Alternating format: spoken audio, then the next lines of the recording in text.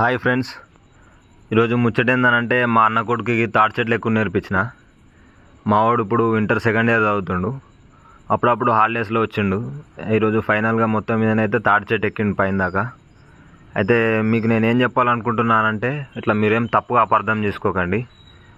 ఏదన్నా చిన్న చిన్న జాబులు వాని కింద వీని కింద పనిచేసేటోళ్ళు, అంటే ఓ 15,000 అంతకన్నా తక్కువ శాలరీతో పనిచేసేటోళ్ళు ఎవరైనా ఉంటే ఏం ఆలోచన చేయకుండా చక్కగా మీ ఇంటికి వచ్చి మనకు దేవుడిచ్చిన గొప్ప వరం తాడి చెట్లు ఎక్కడం నేర్చుకున్నారనుకో, మీరు హ్యాపీగా ఆల్మోస్ట్ ఒక సాఫ్ట్వేర్ సంపాదించే అన్ని పైసలు మీ ఊర్లోనే ఉండి సంపాదించవచ్చు.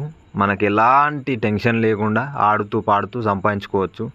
ఎందుకనంటే ఇది నా సొంత అనుభవంతో చెప్తున్నా. కానీ ఇప్పుడున్న ప్రజల మెంటాలిటీ ఏందనంటే, కులవృత్తి చేసేటోళ్ళని జర చిన్న చూపుతో చూస్తారు.